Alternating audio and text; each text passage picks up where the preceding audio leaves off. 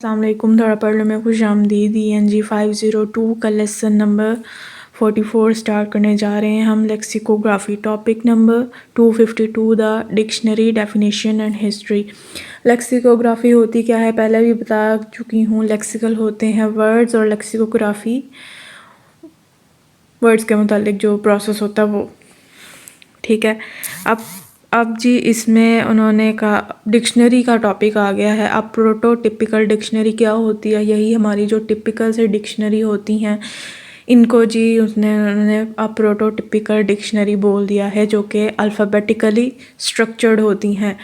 ठीक है। क्या क्या एक डिक्शनरी क्या प्रोवाइड करती है? रेफरेंस बुक प्रोवाइड करती है, रेफरेंस हमें देती है ना, मीनिंग देती है वो। रेफरेंस बुक होती है वो। Record of lexicon of language, जो लैंग्वेज के वर्ड्स होते हैं उनका रिकॉर्ड होती है वो। Quick to find information, information के लिए ज़रूरी होती है वो। Serves as a guardian of purity of that language, provides information on.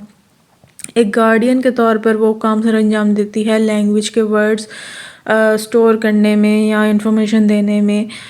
ठीक है। इसके अलावा spelling, form, meaning, usage of words and fixed collocation, ये सारी चीज़ें एक डिक्शनरी में मौजूद होती हैं। अब जी ब्रॉड डिस्टिंक्शन है जनरल और स्पेशलाइज्ड डिक्शनरीज में। जो ब्रॉड डिस्टिंक्शन होती है वो क्या है कि स्पेशलाइज्ड डिक्शनरीज वो होती हैं जो कि एक स्पेशलाइज्ड फील्ड के मुतल्लिक वर्ड्स प्रोवाइड करती हैं। वो स्पेशलाइज्ड फॉर्म होती हैं। मतलब जैसे कि एक माउस का, मैंने पहले भी मिसाल दी थी शायद, हाँ जी, एक माउस का कंप्यूटर की जो होती है सेटिंग्स में अलग मीनिंग होता है और हाउस होल्ड की सेटिंग्स में अलग मीनिंग होता है। तो अगर कंप्यूटर की आप स्पेशलाइज्ड फील्ड उठाएंगे, ऐसी डिक्शनरी उठाएंगे जो कि कंप्यूटर के मुतालिक होगी, तो आपको माउस का वही मीनिंग देगा जो उसके मुतालिक है, दूसरे मीनिंग उसमें नहीं होंगे। एक टिपिकल डिक्शनरी में तो हर तरह के मीनिंग होते हैं ना, कि एक वर्ड के जितने भी मीनिंग होते हैं वो उसमें ऐड होते हैं, बताए जाते हैं कि इस वर्ड को इस तरह भी यूज़ किया जाता है, उसका ये भी मीनिंग है। पर नहीं, स्पेशलाइज्ड फॉर्म में ऐसा, स्पेशलाइज्ड डिक्शनरीज में ऐसा नहीं होता। उसमें वही वर्ड दिया जाता है जो कि उस फील्ड के हवाले से जाना जाता है उसमें। अब जी ये टोटल हिस्ट्री है, टोटल MCQs हैं, ये आपने खुद पढ़ने हैं। ये मैंने हाईलाइट कर दिए हैं थोड़े से जो कि मुझे मोस्ट इम्पॉर्टेंट लगे इसमें से। The oldest dictionary dates back to 2600 BC। The word dictionary was invented by an English man called John of Garland in 1220। ठीक हो गया। Topic number 253 source material for dictionaries. उनका कहना है लेक्सिकोग्राफर जो होते हैं या किसी भी लैंग्वेज को अपनी वोकैबुलरी बढ़ाने के लिए दो तरीके होते हैं उसके पास। या तो मटेरियल उसके पास अवेलेबल हो, इतनी उसके पास चीज़ें हों कि वो उनका वर्ड उनको कि उसके मतलब वो वर्ड बना सकें और वो फिर अपनी डिक्शनरी में ऐड कर सकें, या फिर वो इंपोर्ट करें दूसरी लैंग्वेज से वर्ड बोरो करें। ठीक है। अब ये सारे पढ़ने वाले हैं, कोई ख़ास समझाने वाले नहीं हैं। लेक्सिकोग्राफर ने जब अपना डाटा उठाना है या डिक्शनरी बनाने वालों ने जब अपना डाटा उठाना है तो उनके पास दो सोर्सेज होते हैं, एक प्राइमरी सोर्सेज, एक सेकेंडरी सोर्सेज। प्राइमरी सोर्सेज में आर्काइव्स आते हैं और कॉर्पस आता है। आर्काइव्स क्या होता है? वो लैंग्वेज के वर्ड्स जो कि आर्काइव हो चुके हैं। अब आर्काइव का मीनिंग मुझे बताना पड़ेगा कि जो वक्त के साथ साथ पीछे रह गए हैं, नहीं इतने यूज़ होते, या तो वो उससे उठाते हैं या कॉर्पस उठाते हैं।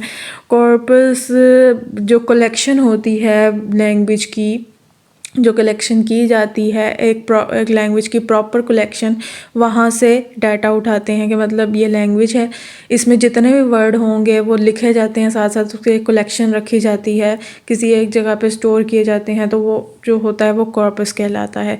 सेकेंडरी सोर्सेज, उनके पास फील्ड वर्क होता है, अदर डिक्शनरीज होती हैं, इंसाइक्लोपीडिया होता है, www ये होता है। Topic number 256 uses end users of dictionary. अब जी उन्होंने कहा है, हमने एक रिसर्च की, हमने सर्च की कि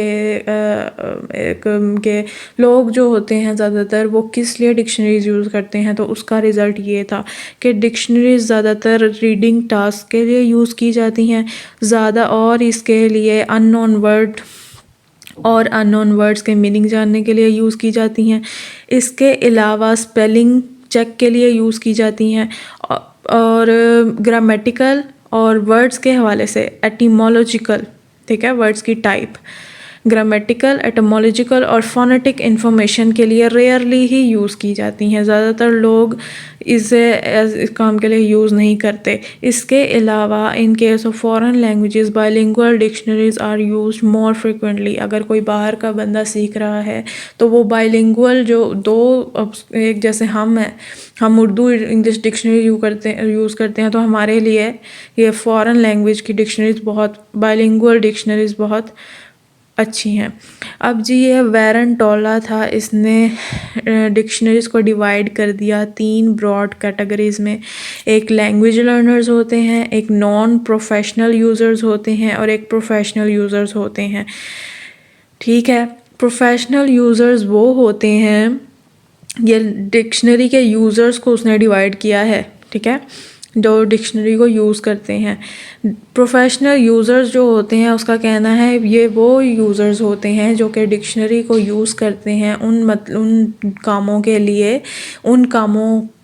लिए जिनसे उनको पैसे हासिल होते हैं, जो उनकी रोज़ी रोटी जिनसे चलती है। जैसे राइटर्स को ले लें, वो अगर कोई अपने राइटिंग करना चाहते हैं, लिखना चाहते हैं तो वो डिक्शनरी अपने पास रखेंगे, वो उससे मीनिंग देखेंगे, उसको अपनी राइटिंग में यूज़ करेंगे, फिर उनकी वर्ड्स, उनके जो स्टोरीज हैं वो बिकेंगी अगर हिट हो गई तो ये जो चीज़ है प्रोफेशनल यूज़र्स में आती है कि वो अपने प्रोफेशन में यूज़ कर रहे हैं डिक्शनरीज़ को। ठीक है, topic number 255 corpora for lexicography.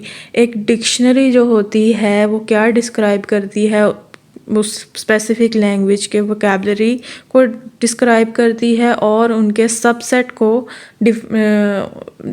Describe करती है। सबसेट क्या होते हैं कि एक लैंग्वेज में एक वर्ड है, उसके और कितने सबसेट बन रहे हैं, उसके और कितने मीनिंग बन रहे हैं, उसके और कितनी टाइप्स बन रही हैं उस लैंग्वेज में, उस सब को एक डिक्शनरी डिस्क्राइब करती है। तो जी such a set of text is called corpus. अगर इन सब को एक कलेक्शन में रख दिया जाए तो उस कलेक्शन को क्या कहेंगे, कॉर्पस कहेंगे। ठीक है, collection of text is called corpus in simple words. अब जी उनका कहना है ये जो कॉर्पस होता है इसको ये डिपेंड करता है उसके साइज़ पे, उसकी डाइवर्सिटी पे, और जो लोग उसे यूज़ करते हैं कितने मिकदार में वो यूज़ करते हैं ये उस पर डिपेंड करता है। और इसके अलावा ये MCQs है। A corpus is close to the centre of dictionary project. Dictionary के प्रोजेक्ट का जो सेंटर होता है वो कॉर्पस पे डिपेंड करता है। Topic number 256 development in electronic dictionary design. अब जी करते करते हमारे पास इलेक्ट्रॉनिक डिक्शनरीज आ गई हैं। इलेक्ट्रॉनिक डिक्शनरी क्या होती है, सिंपली जो पहले हम टेक्स्ट की सूरत में पढ़ते थे, किताबों की सूरत में डिक्शनरी लेते थे, उसी को हमारे कंप्यूटर में ले आए, उसी को हमारे जो है स्मार्टफोन्स में जो आ गई हुई है उसे इलेक्ट्रॉनिक डिक्शनरी कहेंगे। डिजिटल फॉर्म में अवेलेबल होना dictionaries is called electronic dictionary और ई डिक्शनरी। बस सिंपल, और इसमें बस पढ़ने वाला है एक बार, इसमें कोई समझाने वाला ख़ास नहीं है, एक बार फोकस के साथ बस पढ़ लें। ये जी MCQs है ये भी। Topic number 257 linguistic corpora and the compilation of dictionary. ये जिस पूरा टॉपिक मेरी तरफ से छोड़ देना नहीं छोड़ना देना, बस एक बार फोकस के साथ पढ़ लेना वरना फजूल ही है। ठीक है, इसी के साथ होता है हमारा लेसन ख़त्म। अपना ध्यान रखें, दुआ में याद रखें। अल्लाह हाफिज़।